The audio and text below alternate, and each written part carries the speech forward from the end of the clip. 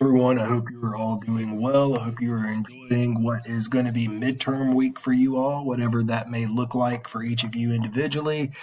I imagine it's probably a stressful time. You are all probably trying to keep up and leverage classes, assignments, trying to understand your midterm grades that are going to be posted later this week.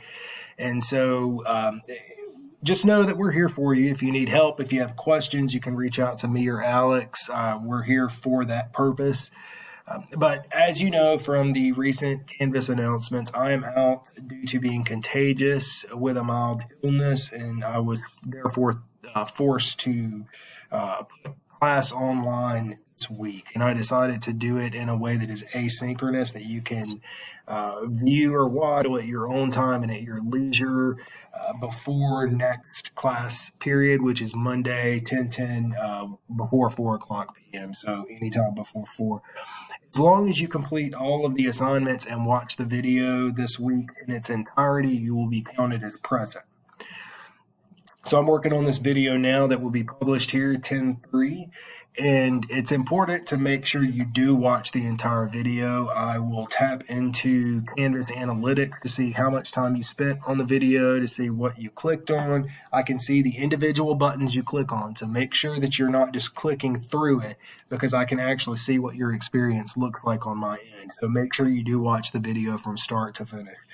There's going to be 2 assignments associated with this week's content. There's a major and career quiz, but there's also going to be an assignment wherein you will submit the results of your Focus 2. This is a career, personality, and behavioral assessment that will help dictate and help you hash out and determine how congruent your future career interest is with your major.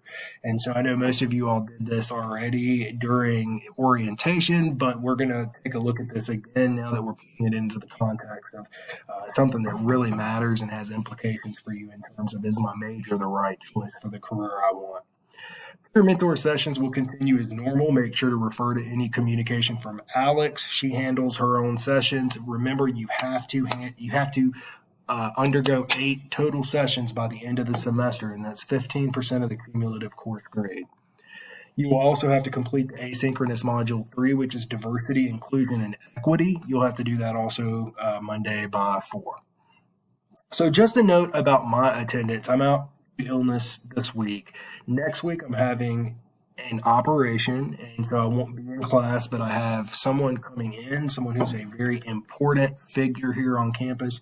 Dean Brandy Clemmer, Dean of the School of Sports Sciences, will be coming in to address perseverance and grit, what it takes to be a college student, not just in your first semester, which I'm sure you've all heard so much about already, but what does it take from here? You know, how to address some of the common challenges in terms of perseverance, or developing grit, or sustaining yourself throughout all the challenges that being a college student can throw your way. And so she will be here. We will monitor attendance strictly during the next class. So make sure you're here. Make sure your head's not down. Make sure you're actively listening, actively engaging. Remember, your participation during the synchronous class sessions is part of your overall grade, which is a large portion. If your head's down, if you're sleeping, if you're not actively participating, asking questions, or responding to questions, it's being noted and will be reflected in your grade. So I just want to make sure everyone knows that.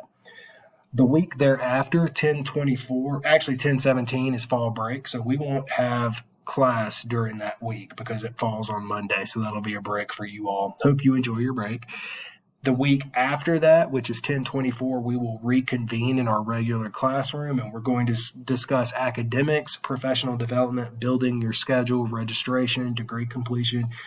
That content is very important, and it's going to coincide with academic advising by that time. So as you're going to meet with your faculty advisors or your professional advisors, this is all information that you need to know, but you're also expected to know prior to your appointments. So this information is extremely important. I want to make sure everyone is going to be there at that time. I also posted another announcement here. Let me navigate back over. Just want to make sure everyone understands this. Midterm grades. Midterm grades are due from all instructors by October 7th. That's this Friday by the end of the day. And this is the first benchmark for you to really assess your performance your first semester. This is the on the books grade, the on the books number in terms of your GPA. And even though you do have grades in Canvas, this is what's officially being submitted to our custodian of records or to our registrar's office, the official record keeper. All of the interactions that stem from your midterm grades will occur because they're being submitted as the official on the records version of your grades.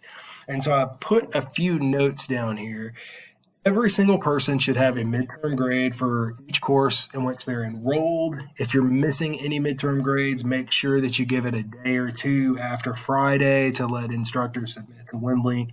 If you don't see grades about a day or two after Friday, then I encourage you all to reach out to each instructor and professor and to inquire about the status of entering midterm grades. Everybody, especially freshmen and new transfer students, should have a midterm grade.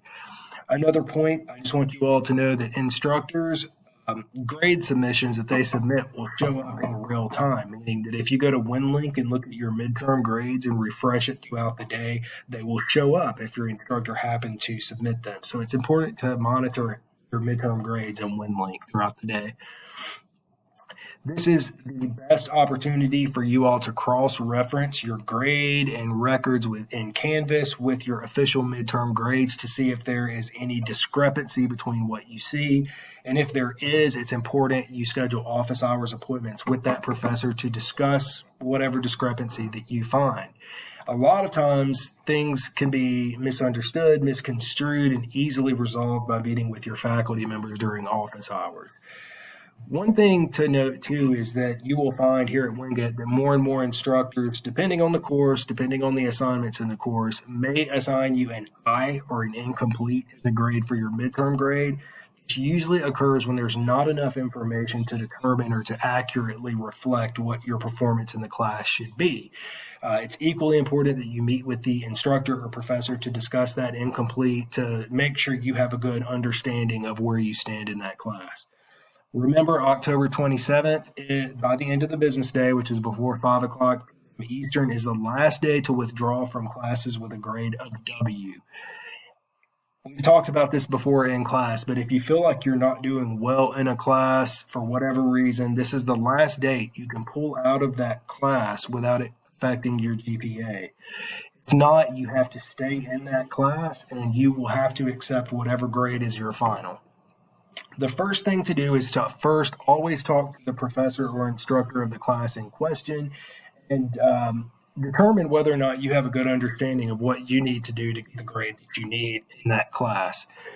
Secondly, if that's not possible and you can't earn the grade you need, talk to your academic advisor and then subsequently the success coach. These are your personal dream team, your personal support resources.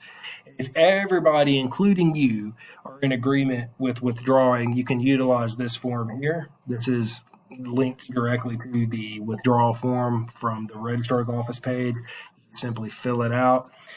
You would fill that out and then it will go to your advisor, to the professor, and then to the registrar's office, and they will pull you out of the course and enter a grade of W on your transcript for withdrawal. Make sure you go and talk to each of these resources because if you withdraw below 12 credits, which is full-time student status, it can affect your scholarships, your financial aid, your collegiate eligibility if you're an athlete, etc. Make sure that you see those resources first. If you do withdraw from a course, I usually like to say it's professional to draft an email to the instructor letting them know of your intent to withdraw from their course. It's just a nice thing to do so the instructor is expecting the form and they can also arrange to meet with you if need be. One thing that is a common misconception among freshmen, many freshmen, especially those of you who are preparing for a long, arduous career in graduate school for different careers, there is no negative implication of having a course withdrawal on your academic record. Every single university across the world offers students drops, but also withdrawals. It's a common expectation that life will happen for students and students can withdraw from a course, usually several times. The average is about 5 per undergraduate degree, 5 classes of withdrawal. So it does nothing to your GPA. It does not weight into your GPA whatsoever. However, it does affect how many credits you're enrolled in per term, which has financial implications. And also, it affects your overall time frame for graduation, your trajectory for your 4 year degree completion. And so, we recommend, as we've mentioned before in class, 15 or so credits each semester. If you withdraw from a class, then eventually you're going to have to pick it up somewhere else.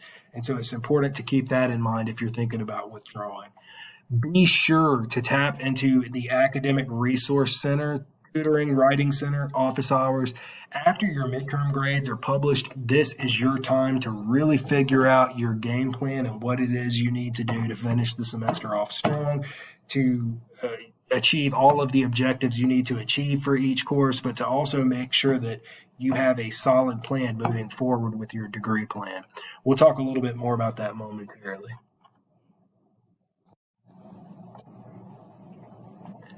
All right, let's turn to the module for this week, which is career exploration, finding the right major, figuring out if your major is the right one for you, if you're undecided where you need to be. Also, you can't talk about career exploration, your degree completion without talking about professional development experience also. So we're going to talk about all of that under modules. This is synchronous 4 module here. I've got some other notes here that you won't see, but the first thing you want to do is click on this page here, which is where you find the video you're currently watching, and then this page here, career and employment research. Career development is more than getting to know yourself. So you have to ask yourself a lot of questions when it comes to a career. And I find that a lot of incoming freshman students pick a major based on a general interest.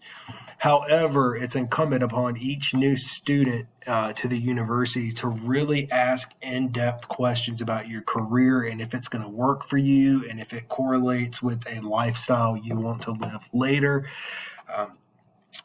I find that a lot of times freshmen do not truly understand the careers they're going into unless they're in a family, like a generational family of teachers or doctors or veterinarians or something like that, wherein they've been indoctrinated and understand the reality of those careers.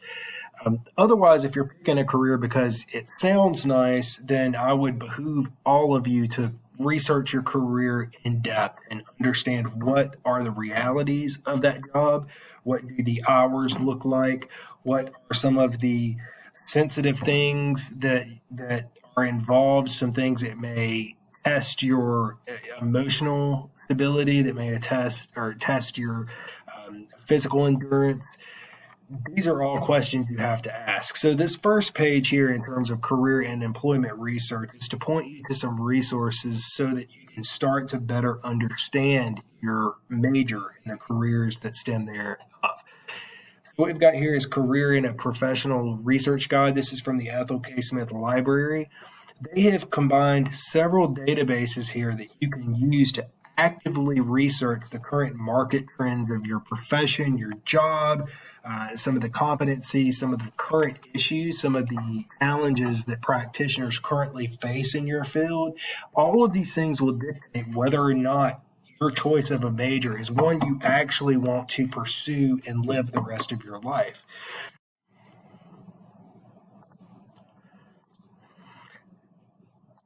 There are also some other websites that the library finds to be common websites, including the Focus 2. You'll have an assignment to do there.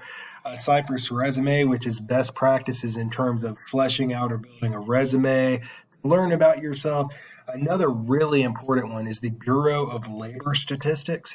This is where you can go and look from year to year to date what the trends in terms of salary look like for your job, for your major, where you want to be. And salary is important. I mean, money is what makes the world go round, and it's going to dictate what type of lifestyle you have. So you can constantly check here what different salaries are reporting for salary averages, trends, expected increases, decreases, etc. So this is a really good resource here. I'm not going to go through all of these. You can go through these yourself. Just wanted to be able to point those out so that you know where they're at, you know where these databases are. Let's go on to the next page here. So what can you do with your major?